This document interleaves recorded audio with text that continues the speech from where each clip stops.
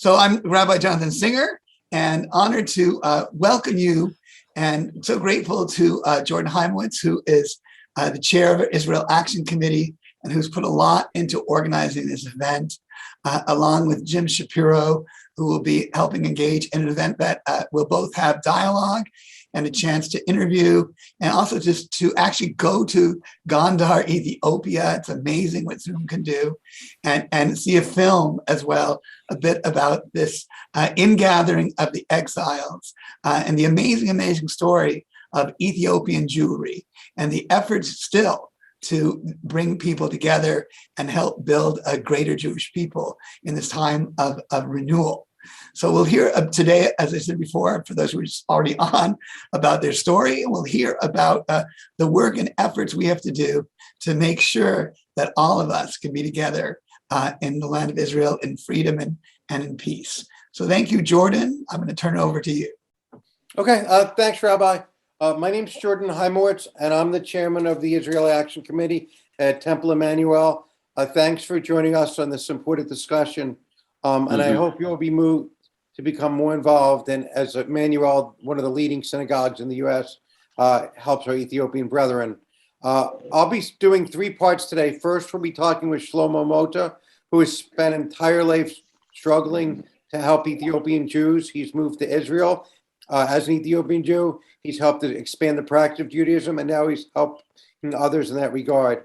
He was born in a small Ethiopian village in Gondar. He attempted to walk to Israel. It's tough enough for me to walk down the block before being rescued by the IDF in Sudan. He learned Hebrew. He served in the IDF. He spent 6 years in the Knesset at this point, the Israeli parliament. And now he's helping to impose the law for the 150,000 Ethiopians in Israel, helping them get ahead. And as we're learning, there's approximately 12,000 Jews still in Ethiopia that we're going to try and raise some money for today to help bring there. We have 3 speakers. First, we have Shlomo Motta in Israel, which I'll be starting with asking some questions. 2, Neguise Alemu in Ethiopia at what I'll call the Jewish compound in Ethiopia. We're providing food, sustenance, education until they can be airlifted to Israel. And 3, Joseph Fate, who's the chairman of the Struggle to Save Ethiopian Jewry, who's really the only organization helping Ethiopian Jews in Ethiopia today, providing all the food and nutrition when there's a civil war 40 miles from the compound. So great. And almost 100% of the donations given, should you decide to help, will go to Ethiopia. And there's almost no overhead on this organization. I've spent a lot of time researching that. So first, I'm going to turn it over to Shlomo Motta. I'm honored to have this gentleman here. He'll speak for 5 minutes about his background, and we'll ask some questions to him in discussion. So Shlomo, go ahead. Whoa. Okay. First of all, I'd like to apologize because I'm on the way. I was planned to be in my office or in my home, but still the traffic, the jam is very hard. So I'm really apologize. Anyway, I'm a great honor to participate with this Zoom meeting. I think I'd like to say thank you for your introduction, and I'd like to say thank you very much, my great friend Joe Feist. Joe Feist already he's doing a lot to save Ethiopian Jews years and years, and he's a good friend of mine. Thank you very much. About my personal story, just I can give you my highlight. I grew up in a village in Ethiopia, in a small village, in a very wonderful and good Jewish life, practicing Judaism like all over the Jews in the world. The only thing is we never thought there is a white Jews in the world. We thought only we are the black African remain Jews from the first temple, and we have been practicing like the other Jews all over the world. We are struggling to exist, to live as a Jews in Ethiopia, and my typical family is a very religious family, and all the years we dream to come to Israel. We in our life, since when I have grown up as a small baby, I was dreamed to come to Jerusalem. Israel is the homeland, and we are looking every Rosh Hashanah, Shana Haba, we will be in Jerusalem. So in 1984, when the starting movement of the Jewish journey through Sudan started, I have been 16 and a half, and I and a group of 17 friends, we organized ourselves, and we just decided to go by walk to Sudan. Just to give you some idea, to walk to Sudan, it is like 780 kilometers from my village to Gadarif inside Sudan. And no one is guaranteed for us that we can make it. And we walked day and night through the jungle, through the desert. We were captured by robbers. And at the end of the day, after a few walks day, we captured by Sudanese in Sudan, and then we was arrested. We was tortured by Sudanese because the Sudanese, they say we are the spy of Israel or spy of Ethiopia. Ethiopia and Sudan, they have been enemy countries at that time. Of course, the state of Israel. And after a few weeks in prison in Sudan, we get our freedom. We taken by Red Cross to the refugee camp called Amrakuba. From Amrakuba, we have been some days, and after some days, we taken by trucks by the Israeli intelligence, involving by Ethiopian Jews individuals, and they took us by truck to Gadarif. From Gadarif to Israel, the way was very short. One night, they took us 440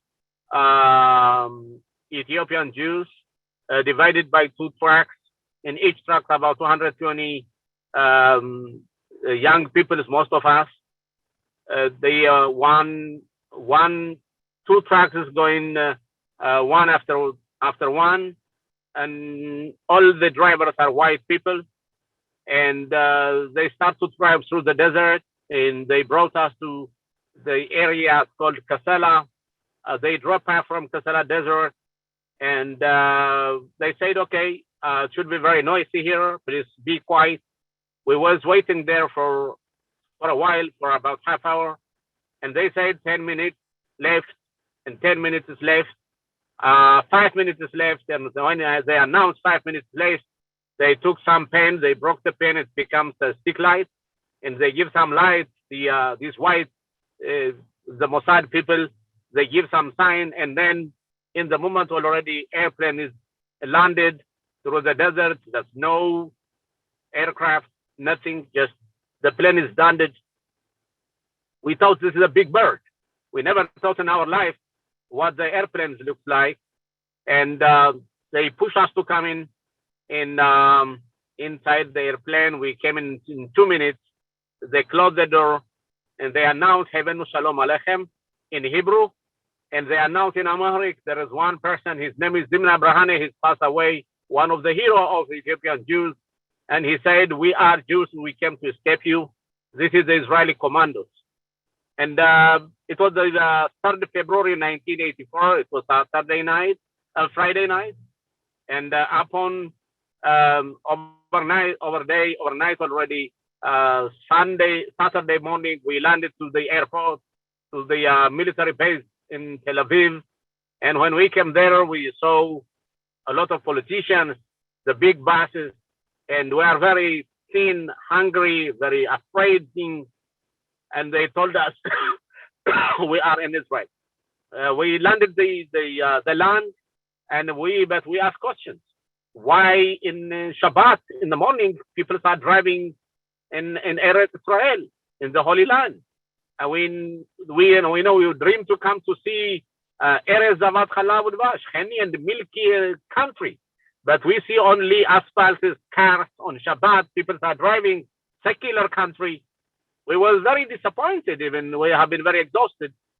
Anyway, we took in by bus to the absorption center called Ashkelon. We have been there for one day over day Shabbat, and at night they took us to the Absorption Center, Tafat. The funny story is in Tafat, when we came to the Absorption Center, we have some people who is carrying us.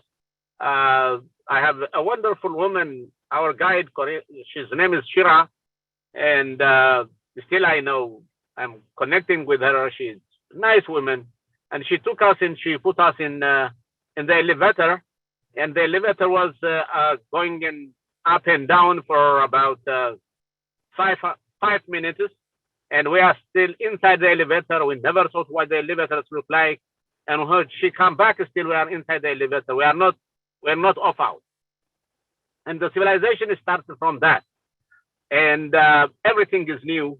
The language is new.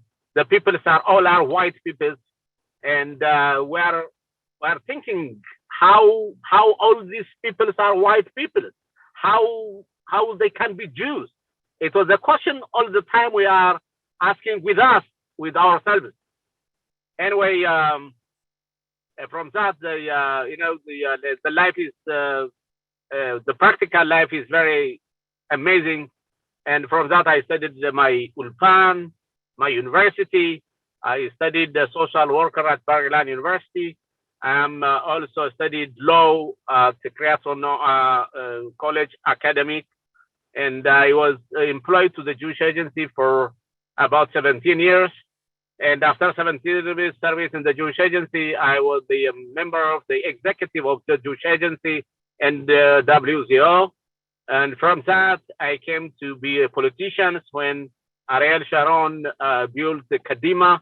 I was one of the person who created Kadima with Ariel Sharon, and I served the Israeli Knesset. My last position was the deputy speaker of the Israeli parliament.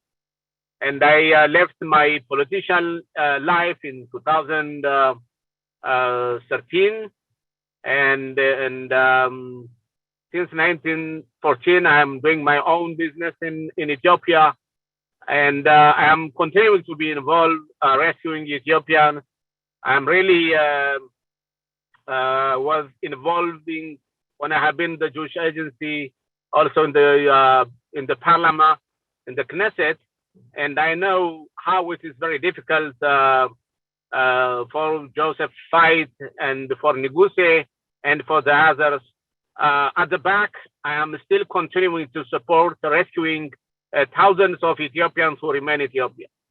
I like to say for all of you very clear, we, the Israeli Ethiopian Jews, came to Israel because of the struggling of American Jews rescuing Black Ethiopians from Ethiopia. That is the truth. We have to say it very clearly. I am not sure 100% the state of Israel as a state needed Ethiopian Jews to come in 1970s or 1960s. So of course not. The Israeli official government policy and administration was by saying there is no Black Jews. The truth is we are here in Israel. The truth is that still we are struggling getting Ethiopian Jews. And I'm really disappointed sometimes the Jewish Agency and the State of Israel sending people to push people to come to Israel from Russia, from America, from France, from former Soviet Union. But when in Ethiopia, Jews are practicing Judaism in Addis today, and in Gondar, all the time the question is how you are Jews. I'm really disappointed, but this question is not the serious question. I think these peoples are coming not under the law of return. They are coming under the law of entry. That means this is a discriminate kind of giving status. But we understand where we are. We don't need to people to continue to be suffer. And I have a very, very honor. I really appreciate what North American Conference on Ethiopian Jewry they do by the past. I know how the wonderful people in America raising money, spending time, And like, as I said, I mentioned my great friend, Joe Fiennes and his team.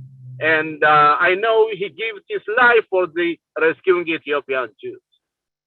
So what I like to say for all of you who is in this wonderful Zoom meeting, I'd like to say we are Israeli Ethiopian Jews are very proud Jews. There's racism in Israel. There is a lot of problems, but we are a proud Israeli citizens. We need to change the Israeli society to accept Black Ethiopians also as equal citizens. That is our goal. That is our agenda. That is what we are doing, practicing day and day. And we need to continue to push the state of Israel, rescuing remain Ethiopian Jews. I don't mind if there is 9,000 remain, or 10,000 remain, or 30,000 remain, 100,000 remain. In my understanding, number is not the issue. Number is not the point. In my understanding, when one person says, I am practicing Judaism, I'm coming back to Judaism, and he lives as a Jew, and he said, I am the part of the Jewish world, we have to say to him, welcome, come to us, you are our brother, and you are our sister. So our struggling in Israel is continuing. The absorption is continuing. The second generation in Israel also doing very well. I don't want to do everything is black, everything is bad in Israel. I think in Israel, there is a tremendous change of the young people is doing good. We have judges, we have lawyers, we have pilots in Israel. We have the tough Israeli Ethiopians in the military. Just to give you my personal daughter. My first daughter, she's an officer in the brigade called Shlomo Motta, one of the intelligence brigades. She's doing very well. And what I like to say, all those young teenagers, all those kids in Gondar, in Addis Ababa, when they came to Israel, they will be a wonderful Israeli soldiers in another 15 or 10 years or 20 years. I don't want to talk too much. I need to give the stage for the others. What I like to say, I think day and night, we have to say thank you for American Jews. Thank you for those people who is involving and giving their donations in rescuing Jews, because I do believe by saying we are one. So I like this opportunity. This time I like to say for all of you, if you can give donation to SSSJA and to Negusie and to Ethiopian, for those people who remain in Ethiopia, you are doing a great Jewish responsibility. And thank you very much.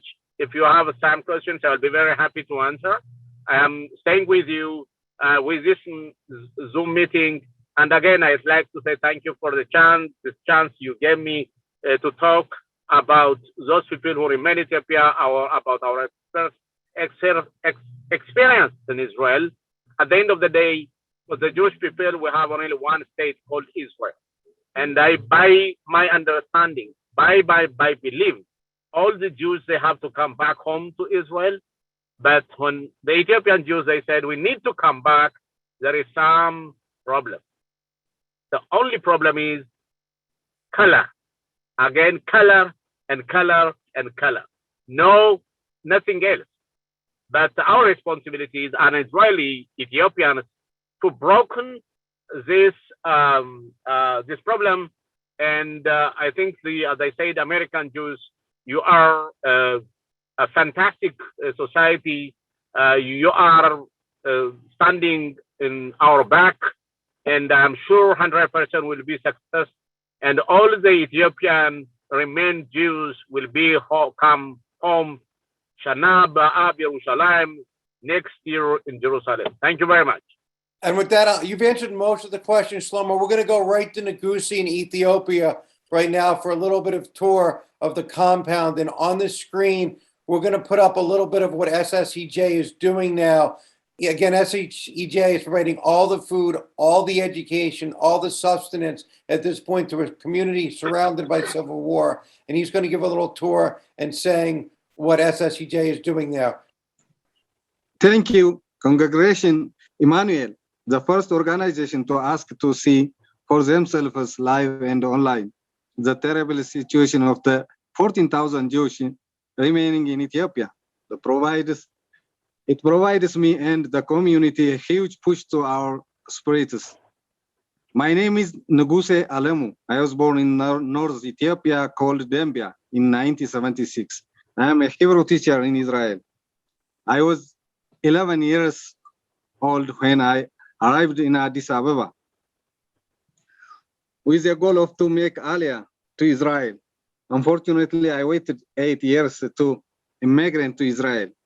The representative of the Israel government claimed that I was not Jewish enough to immigrate, but in the eye of the God of Israel, I was good enough, and I migrated to Israel in 1998. Currently, I am a director of programs in Ethiopia. I grew up in a compound in Addis Ababa. When I arrived in Addis Ababa, I could not read and write in my mother tongue. So I immediately started learning to read and write in Amharic and Hebrew with the help of the American organization headed by Mar Joe Fide. The education that I and thousands of other young people achieved in the compound until we immigrated to Israel helped us a lot to continue a good life in Israel. Here is a place to thank this organization and the people in America who supported us in everything we needed while we waited for immigrant to a promised land. Hello. If there was a time, I would like to continue to mention, all the good things that this organization had done. But because of the short time, I will move on to a topic that explains the situation of the community. By the way, I came here to try to pay back what was done for me to other children who are now in the same situation I was in. I have served as this time as a CSCJ representative for 5 years, and my last visit of my family is in Israel 2.5 years ago. Okay, there are about 40,000 Jews in Gondar waiting to immigrant. People came down from villages hoping to make aliyah soon, just like their relatives. They abandoned their farms and the cattle in the hopes of reaching Jerusalem. So unfortunately, the government of Israel community continue to split families. Example, children in Israel, parents alone in Ethiopia. 70% of who are waiting have first-degree relatives in Israel. They were left behind in Operation Moses and Operation Solomon.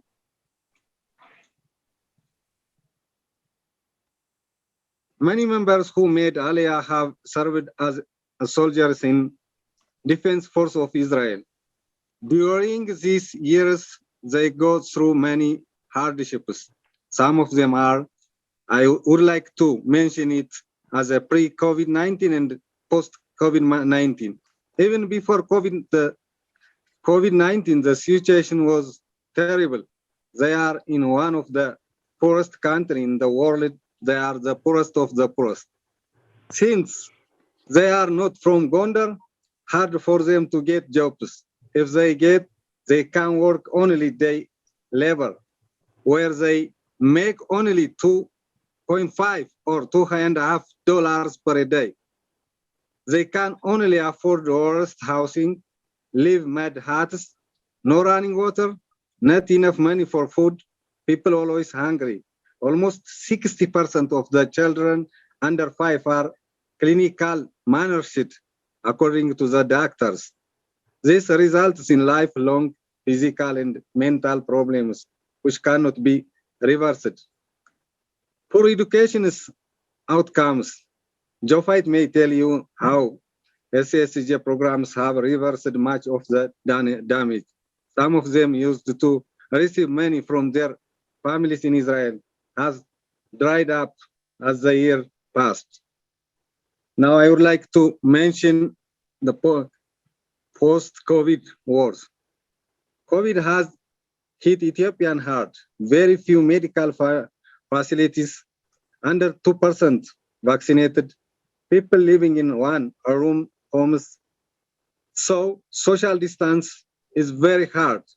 Because of COVID created problems, those who had jobs have lost them. The problems became worse when the civil war, when the war in Tigray broke out. Rebels reached with 40 miles of Gondar. Civil war is taking place during the hours we are talking now.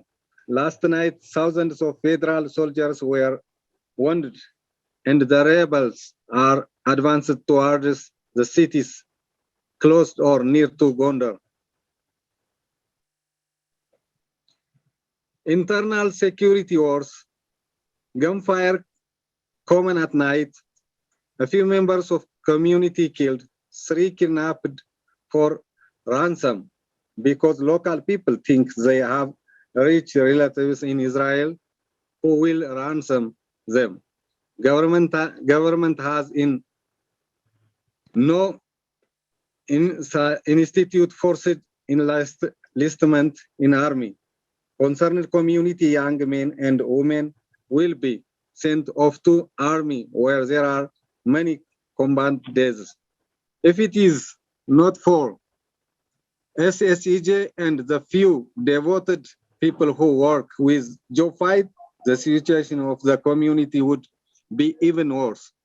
No other organization is willing to help, and SSEJ is a small organization which must raise funds here yearly. Because of limits of funds, we have to make impossible decision all of the time. We have to decide which malnourished children to feed, which sick children to treat because of our budget limits. For example, SSEJ had to turn down the community's request to provide medical care for children 5 through 8. What is the family with a 6-year-old child sick with malaria supposed to do?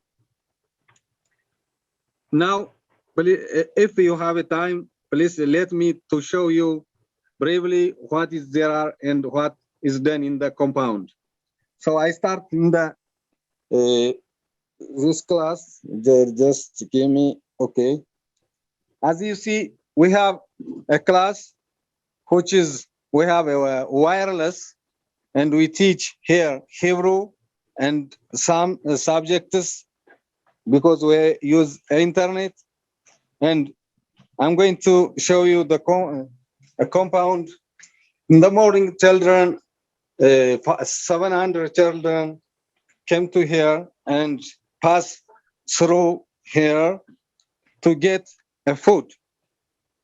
And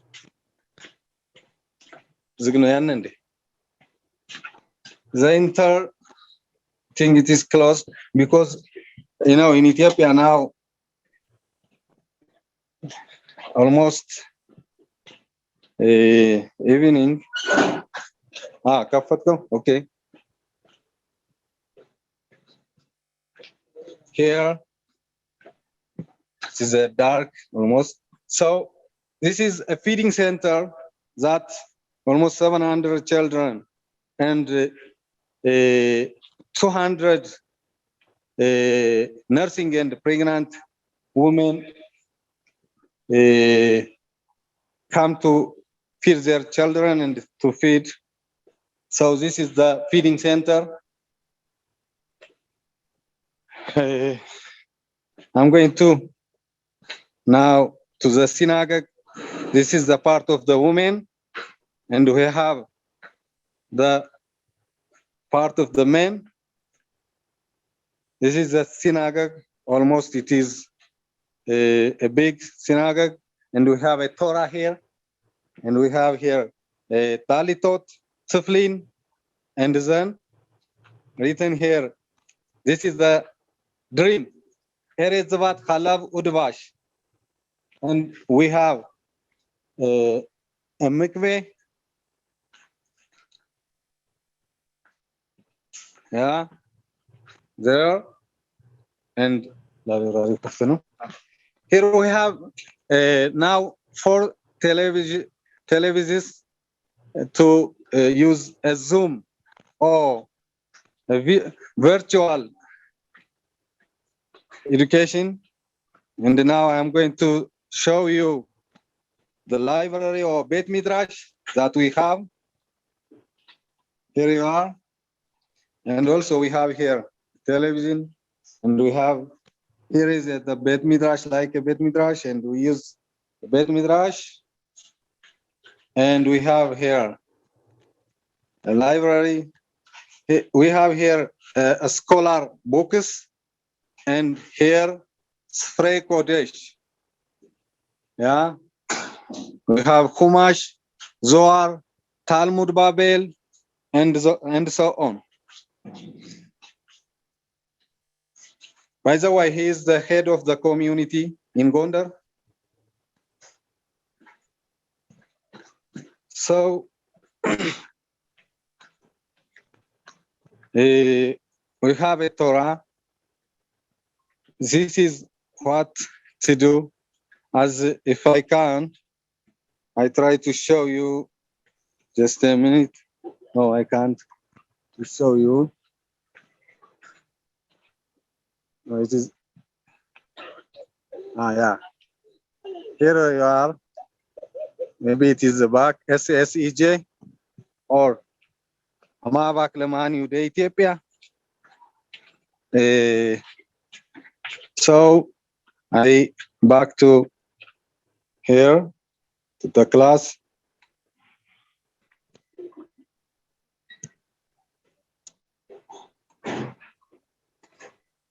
So that was, so I would like to thank you once again so much for taking time out of your busy schedules to learn about the situation of your fellow Jewish whom you have not previously met.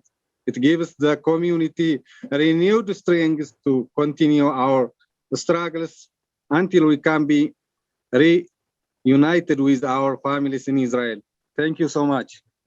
Got it. And thank you. And now I'm going to have Joseph Fates spend 2 minutes on SSEJ, and then we're going to open it up for questions. Joe Fate is the chairman of SSEJ. I've done a fair amount of research to figure out the best way that us at Emanu-El can help our fellow Jews in Ethiopia. And this is the clear and away the best run organization, and really the only one helping.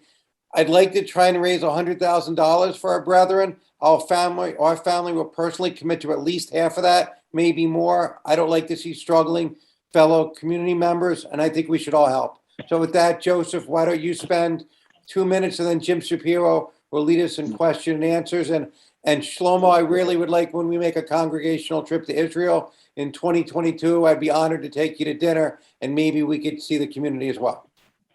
Oh, thank you. First of all, thank you so much to everybody for being willing to listen. You're obviously an exceptionally compassionate group of Jews who obviously care about the suffering of their Jewish brothers and sisters. I only wish there were more people like you. First, let me tell you a little bit about SSEJ. It's a small organization whose honorary presidents have included the late Neguise Alemu and Senator Joseph Lieberman. It's an all-volunteer organization. We don't have any offices of the United States in Israel and virtually no overhead. We're operating in Ethiopia because none of the major Jewish organizations funded by the Jewish community are willing to undertake the role.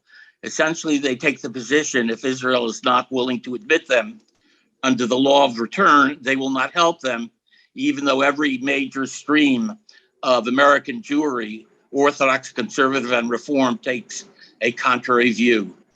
SSEJ believes that Israel does not have the right to determine who is a Jew in the diaspora, and the American Jewish donors have the right to determine how their charitable dollars are allocated, not Israeli bureaucrats. Unfortunately, since SSEJ has to raise its money from scratch every year, we're constantly engaged in humanitarian triage, addressing only the worst of the appalling problems that Negusie outlined before. Let me tell you very briefly about our programs in Ethiopia. We make food distributions to the communities in Addis and Gondar because community leaders have told us that without this, some Jews will die. There have been 3 teff distributions. Teff is a protein-rich grain in 2021, which through September have totaled 800,000 pounds. Cost $180,000 per distribution. It's inadequate. It's the best we can do. We feed 500 children under 5 years old 2 meals a day because the doctors have diagnosed them as clinically malnourished. We also feed 200 pregnant women and nursing mothers. If not corrected early, the physical and mental damage to young kids who are undernourished is irreversible. Unfortunately, there are another 500 kids who are also hungry under 5 who are not eligible because we don't have the funds. And in Addis Ababa, we don't have any program at all, even though we used to because of our funding problems. We provide medical care for children under 5. That's 1,200 children in Gondar, including doctor care and drugs. Again, we have no such program in Addis Ababa. The first year when we provided the medical care and food, the leading pediatrician in Gondar told us we saved 17 lives. We believe education is the silver bullet to enable the children to flourish once they make it to Israel. We currently have 750 children attending after-school programs 3 hours daily.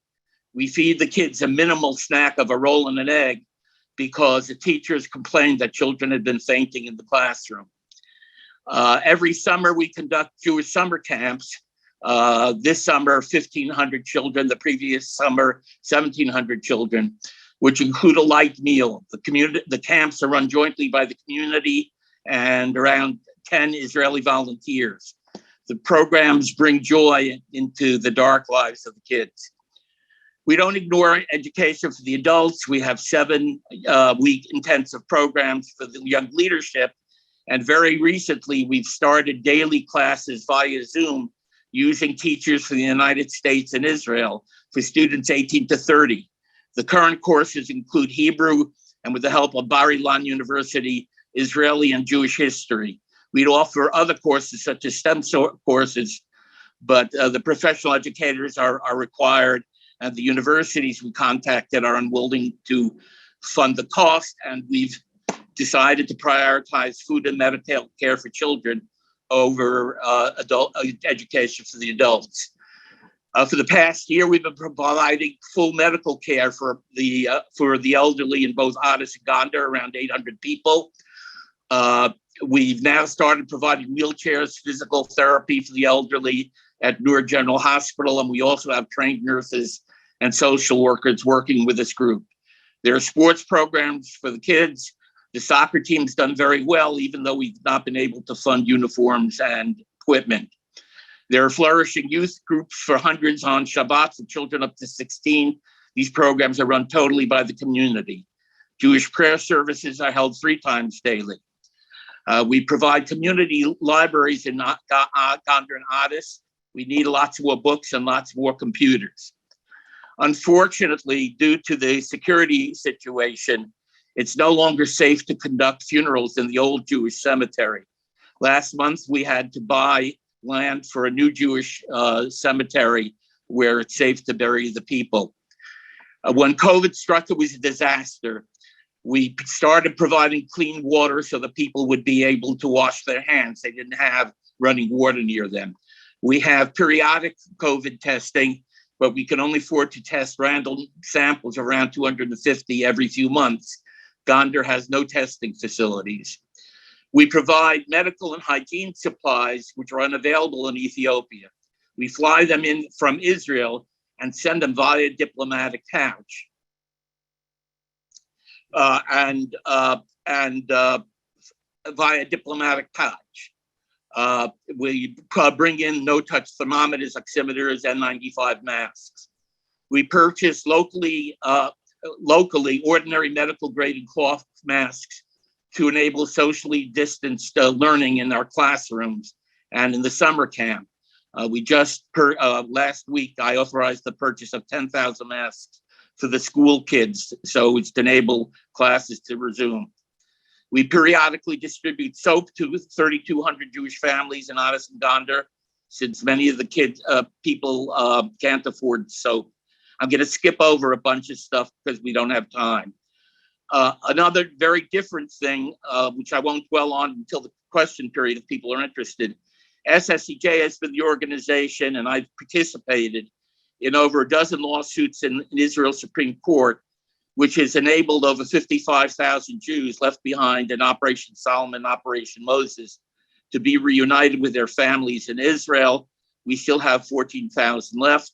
I'm happy to address any questions in the question period.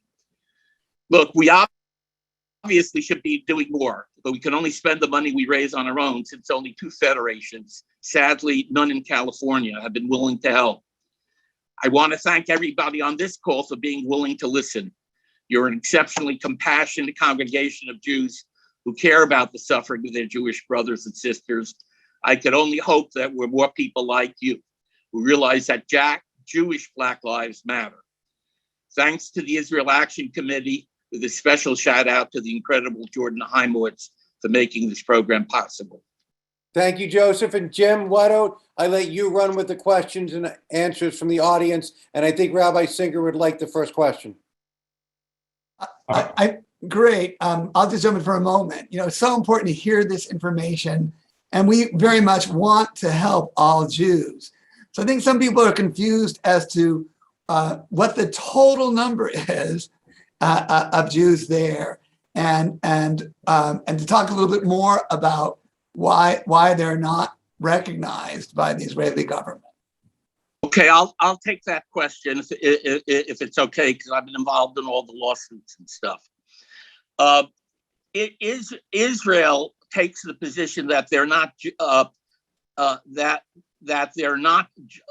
Israel. There are 2 ways to get into Israel, under the law of return and the law of entry. Israel takes the position that under the law of return, since the parents or grandparents or great-grandparents of these people, either actually or nominally, and not all of them, converted to Christianity, that they're not Jewish, which is not unreasonable, except for the fact that all of these people have returned to an Orthodox way, Jewish life. And when they're finally allowed to come to Israel, 98% of them complete the chief rabbine's very strict course on conversion. It's very hard for me to understand. Essentially, Israel is behind the government of Ethiopia. As to how many there are, frankly, I always have a problem with that question, because I don't think the question of how many Jews there are is asked in any other country in the world. We'd say the more Jews, the better. It's the only country where that question is ever asked. But to respond, we have 14,000 now in Addis and Gondar. There may be more in the villages who may or may not come down. They haven't come down for the last 30 years, but right now it's 14,000. And if there are more, well, I hope that Israel will welcome, just as it's like it welcomes Jews from the United States and from Russia. It looks like Shlomo was going to reply too. Shlomo, you have to unmute. And then Jim, you take it, okay? Just to add from my friend Joe Feit to answer the question. We have one positive thing through the Israeli politics. First of all, we have the Israeli ministry Absorption is Penina Tamino-Shete she's from Ethiopia. And she's very committed to do so. And she is one of the minister who brought the issue when this new government coalition is created. She said one of the agenda is to give a chance for those people who remain in Ethiopia to rescue them. This is the basic understanding of the cabinet. That is number one. Number two, I think we, all the years, we have a mistake. Joe Feit mistake, my mistake, all those people who was involving, all the time we talked about numbers. I think we have to stop to think about how many remain in Ethiopia. We have to take if these people are Jews or not Jews. If the criteria, their identity is Jews or not. The problem is when we are talking about numbers, the Minister of Finance in Israel, the state of Israel, they said, oh, look, thousands of Ethiopians are coming, the erosion in Israel, they are afraid. So I don't want to come to there. I think we have to come to the philosophy of the Israel establishment by being homeland for each Jew who is identify himself as a Jew. There is a big question. I like just only to say, the question of who is a Jew is the question of American Jews too. It's not Ethiopian Jews. So I don't want to come inside the problem of who is a Jew in America, who is a Jew in Russia, who is a Jew in Ethiopia. I need to talk about the criteria. We have to push the state of Israel. We have representatives in the Knesset, in the cabinet in Israel. Penina, she is the chairman of Absorption and Aliyah cabinet in Israel. So I know we have a window, we have a chance, but still we need American Jews to push. We need still to support those people until they came to Israel. They need more help. That is the question. That is the idea. I think your society can also praise the Jewish Agency for Israel to support for those people who remain in Ethiopia. It's not only the issue of Joe Fight or SSJ. Thank you. Thank you. Jim, go ahead. Okay, thank you. Well, thank you very much to all of our presenters. This is unbelievable and fascinating and kind of hard to believe that we're talking about the current state of affairs as opposed to some moment in history, which this is more reminiscent of. I'd like to just encourage people to go ahead and use the chat function to ask questions. We have some questions here, but we'll have time for more. I wanted to just to follow up quickly on something that was said, which was that there was a conversion to Christianity, and that those same Jews are now living fully as Jews in Ethiopia, and 98 an incredible 98% of them pass the hurdle for conversion once they arrive in Israel. What were the circumstances surrounding the conversion, and why is there no ability to make the conversion back to Judaism available or possible in Ethiopia, particularly given all the educational support that you're providing there, Joe? Yeah, I'll be happy to answer that. First, as to why it's not possible to do it in Ethiopia. Ethiopia is a country divided between Christians and Muslims. The Ethiopian government is, while it's provided us complete freedom of religion while people are there, is very leery of allowing conversions in Ethiopia. The government of Israel has said it would create tremendous problems and might wind up with our closing the compounds down. We actually did do conversions there about 25 years ago, and it was a big problem. So the Ethiopian Jews are caught in a catch-22. The Interior Ministry is requiring these conversions, which the chief rabbinate does not require of these people as a condition for coming to Israel, but they can't undergo the conversions until they get to Israel. It's a Joseph Heller kind of thing. It's just ridiculous. And when they come to Israel, when they're already there, they all very willingly go through a program. They've all been taught. They all know they've been practicing, the Sabbath observers. They keep kosher and all that kind of stuff for many years. So for them, it's not a big deal. They're just continuing what they've been doing for many years. Am I being responsive, Jim? I'm not to your question. Yeah, no, that's very helpful, Joe. Thank you very much.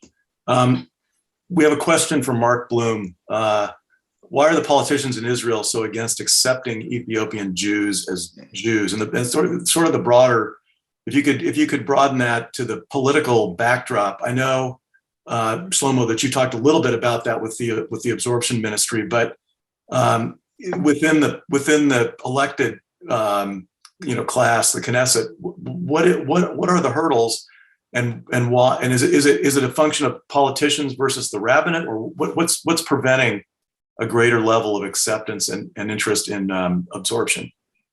Yep. The absurd is, before in 1970s, Rabbi Yosef Ovadia, he was the person who claimed Ethiopian Jews, they are Jews and they have to come home to Israel. And he gave a very clear statement, and he allowing, based on that, to Aharon Barak, the president of the Supreme Court, as he was the advisor of the government, to allow for Ethiopians to be registered in the Ministry of Interior as the Jews, and the law of return is becomes Ethiopian came under the law of return. The absurd is today the Shas group is against the continuously of these immigrants. We don't know why. But if I'm looking today, most of the Israeli Knesset members looking the issue not as a Jew issue. They are looking through the amount of money the state of Israel must spend for absorption. And for example, Avigdor Lieberman said, okay, I don't have enough money to absorb Ethiopia. But this kind of question is not asking when the Russian immigrants are coming. It's vice versa. There is a lot of unclear problems with the state of Israel. What I like to say, it's like us. When we came to Israel in 1984, so they said we are not enough Jews. We have to convert it for Judaism. Even we are practicing Judaism, very religious, Orthodox life. Perhaps some of these people who remain in Ethiopia, perhaps they converted. But in the Jewish state, Israel, Israel, Jewish people, if they do some mistake, perhaps Joe Fight can tell us in English, Israel, Israel. That is the motto. That is our basic understanding. We are not sitting down until all those people who remain in Ethiopia to come to the homeland. This is 100%. That is our obligation. That is our responsibility. And this time only we are asking and continuing the American Jews and like you to continue to support us, because as I said before, without American Jewish support, we are not making the aliyah from Ethiopia. Even me, not only Negusie, me and all of us. So all the time, the American Jews, they are people who support, started, and pushing the state of Israel to do so. Thank you. And I mean, I think it's pretty clear that with only 14 million of us in a world of whatever it is, 6 or 7 billion, we can't really afford to turn anybody down who wants to be part of our people. Let's see. I think some of these questions were just answered, and I'm going to ask Jason if you feel like your question was answered, and if you don't, then why don't you go ahead and repeat it in the or add to it in the chat, and I'll remind everybody else to go ahead and please use the chat to ask your questions. I wanted to follow up with Negusie and also perhaps Joseph on the question of medical supplies coming into the compound. You had mentioned that they're coming in a diplomatic pouch, and I wanted to understand why that's the case. Is first of all, whose diplomatic pouch? We're not a country. Do we have diplomatic relations from SSEJ? And does that the fact that they're coming in a diplomatic pouch connote that there's some difficulty in sending them through standard means that they need to be concealed or protected in some manner? Yeah, I'll answer it because I've been involved in it directly, and Negusie knows some of the difficulties. The problem here is on the Ethiopian end. To get stuff through Ethiopian customs is very difficult. Stuff can get held up for months and months and months. So we were able to get the government of Israel to be able to put when you say diplomatic pouch, you probably are thinking like I did of a pouch. Actually, if you put a seal on a locomotive, that's a diplomatic pouch. And so that's the way we were able to avoid months and months of delays. There's a lot of stuff like that going on. Okay, thank you. That's remarkable.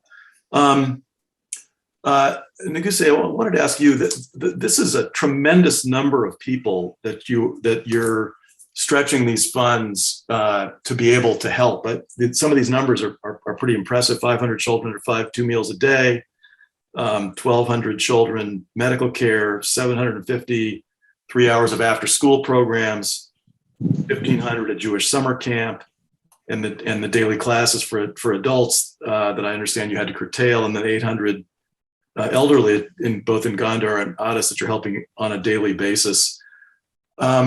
Since one of the purposes of our session this morning is to raise awareness and funding, I wondered if you could help us with what the budget is. You know, how much you're spending on an annual basis, and how you're able to stretch those dollars or that currency so far in helping all these people. Oftentimes, it's helpful to associate a figure with a number of people that are helped, because it really provides powerful impetus to a donor to know that the money that's donated can go so far. So if you guys could address that, I think that might be helpful. Okay, thank you for the question. I think as I mentioned before, more than 60% of the children are hungry, and most of the people need your help. And so we have 14,000 people in Addis and in Gondar who need support. They are in a bad situation, especially as you asked me, the budget currently last year, if I am right, Joe, please help me. Last you want night me to? I'll give them precise numbers because okay. if you like. Okay. We started off 4 years ago, just from family and friends, with a budget of $200,000. This year we will be spending $1.8 million in order to feed the children under 5 and the pregnant and nursing mothers, because you have to worry about low birth rate. Only in Gondar, that'll run $375,000. If we wanted to feed the rest of the children only in Gondar, it would be another $350,000. Each food distribution, which lasts for about a month, costs $180,000. We've only been able to afford 3 of them. The medical program for the children runs $100,000, but it only extends up to the age of 5. If I'm giving you too much detail, let me know. This is really helpful. Carry on, and to the extent you can help with the numbers of people who are associated with those budgets. Oh, sure. I'm sorry. I'll just revisit the food distribution to children under 5 only in Gondar, and 200 pregnant nursing women will this year cost us. It's budgeted at $375,000, but with food escalation prices, it's undoubtedly going to cost us a lot more. That's 2 meals daily, 5 days a week. The medical program for the children 5 and under, that's doctors, that's 1,200 children. That's doctors, that's doctors and all drugs. It runs us $85,000. The Joint used to run medical programs. It left in 2013, so we can't help other people. To help the elderly, that's people 60 and older, for medical care, which we started Post-COVID runs about 70 or 80,000. That's about 700 or 800 people in Addis and Gondar. If we don't get a renewal of the donation from the donor, we're unfortunately going to have to cut that off. The food distribution goes to over 14,000 people, 3,200 families. Comes at 3,200 families. It's 180,000 per distribution. I think I can't do the math in my head, but it's not very much money per day per person. One of the real things about this issue is that very little money goes a very, very long way, because while there's very little money there, it also means that costs are very low. So we're able to accomplish and bang for the buck. I don't know of any charitable cause that does this, can do as much good as this does. We're now providing for the physically handicapped. We received an allocation of $100,000 from a group that deals with the physically handicapped. The summer camp runs for this year, because of COVID, we had to cut it down from 1,700 to 1,500. The summer camp for 1,500 kids ran $80,000, about half of which was for food. The rest of it went for volunteers and a variety of other stuff. I'll stop at this point unless you want me to continue, Jim. I know you're short on time.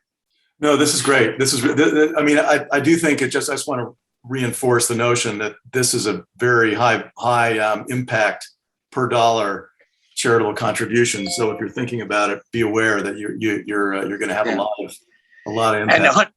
And 100% of the money, we don't have overhead. It's all run by volunteers. Other than for an accountant or something like that, we have no fundraisers. We don't do mass mailings. Everything is from people, nice people like you. And Jim, it's the only way I can put it. I wasn't sure if our contributions are, if we give this way, are tax deductible. It's a 401(c)(3). It's a 501(c)(3) organization. We have a ruling. Great. That means and a tax ID number and all that kind of stuff. In a former life, I was the tax partner at Simpson Thacher and Barker. So that part I was sure to take care of. Food distribution you had to learn, but taxes you knew. Okay. We have another question as to whether any of the fundraising can help change Israel's mind about accepting the Ethiopian Jews. Is there an effort in that regard? You're talking about funding? There are a couple of things that people can do. First thing is, in addition to pressing your federations for money, if you could press the federations to press Israel like they used to in the past, that would be a nice thing to do. They could press the Jewish Agency to do more. There's a new person being chosen, and that would be a great thing to do. That doesn't cost money. It does cost time and effort. That would be great. The other thing, and I'm sad to say this, as I mentioned, I'm for my sins, and they're very great. I used to be a lawyer. In order to get the people, the 55,000 people we've gotten in since Israel said there were no more Jews left in Ethiopia, SSEJ has had to bring lawsuits and hire very expensive lawyers in order to do that. We've stopped that because we don't have funding for that. We have to prioritize food for malnourished children over lawsuits. They have to be alive in order to get to Israel. So that is something that would be possible too. But press your federations and the Jewish Agency, and if you want to help the lawsuits going forward, I haven't started a lawsuit now for about 8 years. That's also a possibility, but it wouldn't be my highest priority. Feeding hungry children has to be. Okay, great. So there are other ways people on the call can have an impact on the process. They can write. By the way, you can also organize petitions and stuff, which could be sent to, for example, Isaac Herzog, Bougie Herzog, who I know for many years is now the president of Israel. Letter campaigns to him. Unfortunately, the major rabbinic and congregational organizations have not on their own been writing letters like they did in the past to the politicians, anybody who has connections with them, and get them to write a letter to Prime Minister Bennett or to President Herzog. That would be terrific. And we've had a question: is there any firm schedule for bringing the remaining 14,000 to Israel? So many any targets per year? I think from what we've heard, it sounds like making a schedule is impossible because you don't know how many will be admitted. But is there a target? I can tell you that the government of Israel adopted a resolution in November 2015 to bring 9,000 people to Israel. So far, they brought 3,000 of those. Government resolutions in Israel are often not kept. Currently, the government's plan is to bring 3,000 people in by the end of 2022. There is we have no idea whether it'll be honored, and there's no firm schedule to bring the remainder of the 14,000. And we have a question as to whether the Abraham Accords have had any impact on the process here, either the Ethiopian community or otherwise, in terms of the quest you're on. I think that might be for any of the three of you, but Shlomo and Joe probably particularly. Well, and Jim, can we add? I'm not sure we covered. Has the Civil War made it more difficult?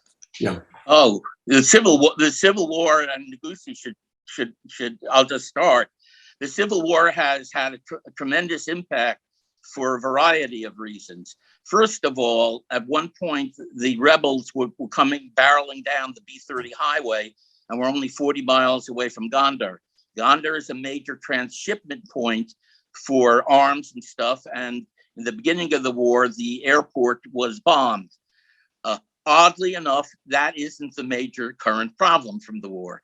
The major current problem from the war is, number one, food supplies have been allocated to the army. Two, farmers have not been in the field, so the crops are, the October planting is not going to take place. The government is now beginning to draft people, and one of the reasons we started our programs is to get our young men and women off the streets where impress gangs could take them. And finally, there's been a breakdown in internal security. I sometimes have to cut off on my phone calls to Negusie because there's too much gunfire, and he's afraid, we speak in Hebrew, that people will mistake his Hebrew for Tigrayan. And literally, there's gunfire rat-a-tat-tatting around him all the time. We have to cut the calls short. Negusie, do you want to add anything? Is Negusie there? Yeah, Negusie, I think you're still on mute, and you did begin to touch on this in your remarks earlier about some kidnappings and the like. If you could maybe elaborate on that. Yes, it is one of the.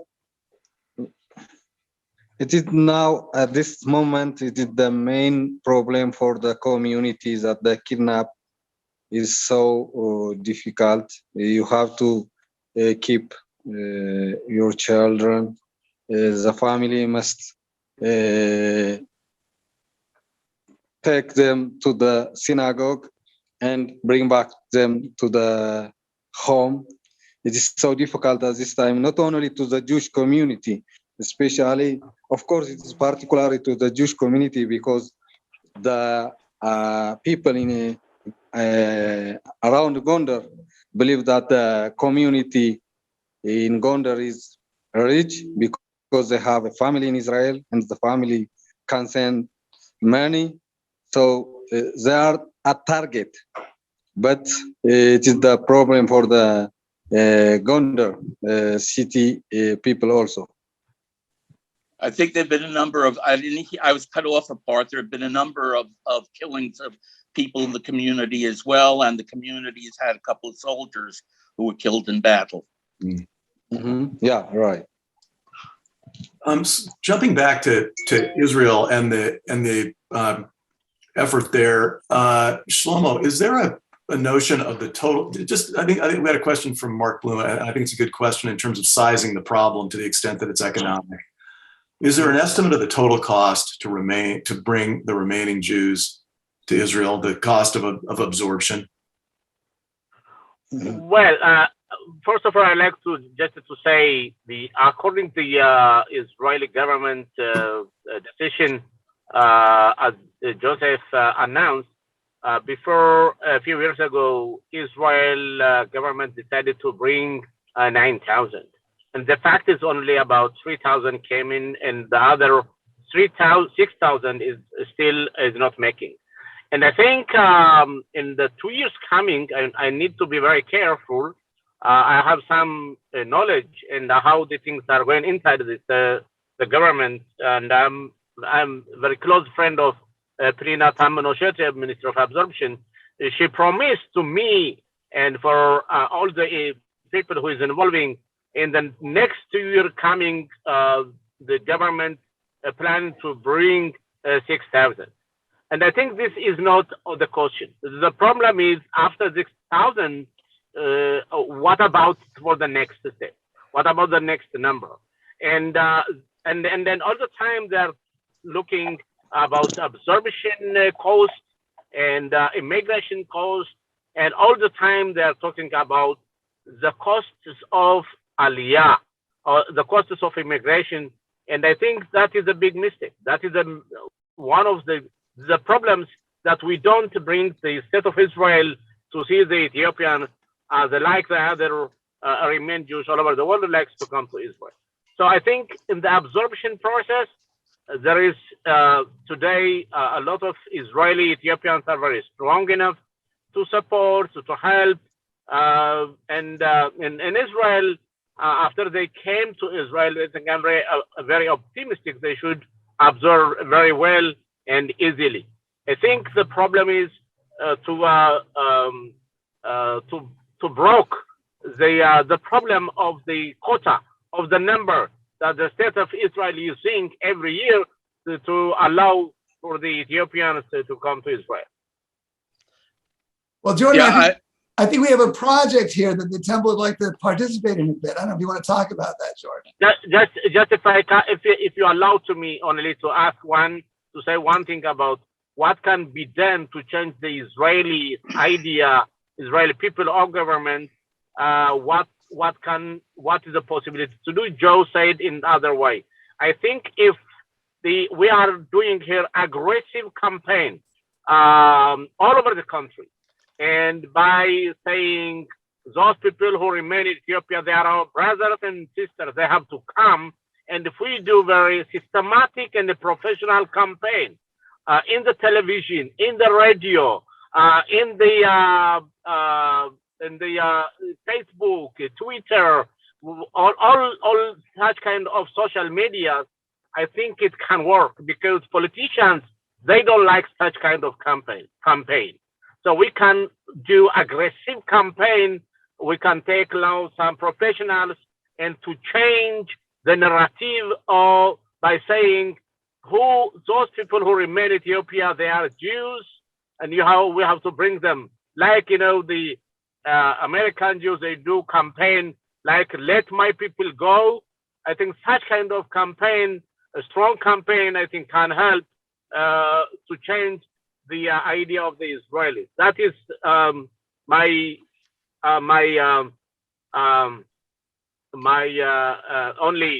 idea. I don't know if my friend Joe can help, but I think it can help. Also, we can go to take the high level of the Israeli lawyer to go to the Supreme Court to take cases, and then around this we can do a strong campaign. I agree completely with Shlomo, absolutely completely with Shlomo. I would just like to add that at the current rate, Penina wants to bring 6,000, but in fact, the government budgeted only 3,000 for 2 years. So at the rate of 1,500 per year for 14,000 people, when you take into account natural increase, even if they continue, it'll be 10 years for these people to come to Israel. Many of them have been already waiting for 20 years. Yep, you're right. We have a question as to whether HIAS has had any impact here and been of any assistance. Can you address that, please? HIAS has had no involvement in this issue to the 30 years I've been involved. And is that because their focus is U.S. or what's the issue there? Do you think? I'm not an expert. I really should. They should speak to it, but they have not focused on Ethiopian Jewry since at least 1988 that I know of for sure. Okay, and we have a question from Ron as to whether there are any other Ethiopian or other Jewish communities other than in Gondar and Addis or even elsewhere inside or outside Ethiopia. If you're talking about, yeah, please, thank you. I can answer for that. There is still Jews in Azor, an area called Tigray.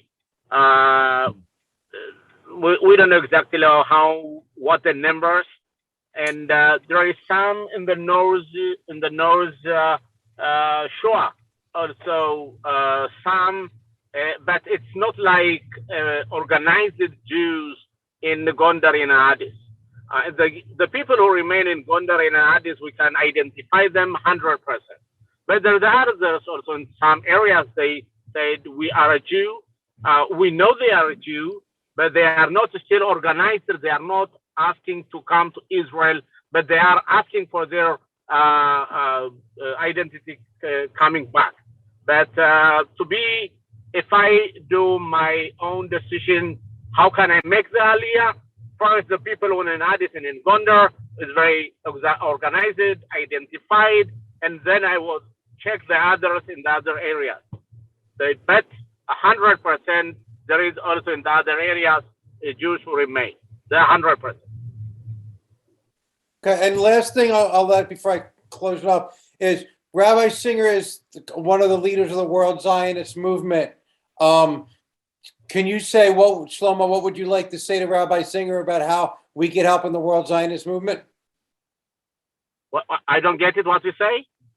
Rabbi Singer is one of the leaders of the World Zionist Movement, and maybe that could help change the narrative as well.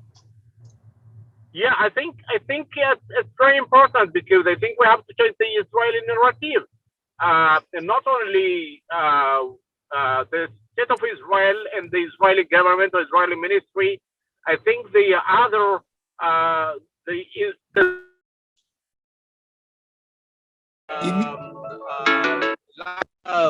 world Zionist organizations, the Jewish Agency, those organizations, they are very passive. They have to be very active for making this action and supporting this idea. So sometimes when I see the Jewish Agency and the world WZO, they are very passive. They are not thinking nothing to do with this. So the Ethiopian Israelis, we are using our political pressure to push the state of Israel to bring, but sometimes those professional or organizations like a Jewish Agency, they are very passive. It's very sad. So I think those organizations, their basis, the federations in the United States, I think the issue must be clear also for the Jewish federations leaders in all over the United States and abroad. Okay. I can make two very specific suggestions. Number one, I could be wrong. I think Yaakov Goel is the head of the World Zionist Organization, and he's now the temporary head of Jaffe. The Jewish Agency could do two very, very important things and has not done so. One is they can officially, their board of directors can recognize this community as a Jewish community. Not only would this have a tremendous impact on the community, but it also has tremendous legal consequences in terms of bringing a lawsuit to bring the people here, which I can explain later. I pushed Bougie Yitzhak Herzog for 2 years to do this, and I guess because he was running for president, he did not. Doesn't cost any money, and that's something they could do, and it's something the WZO could push them into. The second thing they could do, and I understand the pressures on the Jewish Agency, is the WZO and the WZO itself could help provide for education in Ethiopia. They provide it around the world, even for people who are not making aliyah. So the excuse that they waiting for the government of Israel, which I think is terribly wrong, to say they're eligible for aliyah is not a condition imposed anywhere else. if we could get even 2 or 3 Hebrew teachers sent over to Ethiopia, it would make a tremendous, tremendous difference. Or have Jaffe take it over completely, but I think that's too much to help for. The WZO can push Jaffe.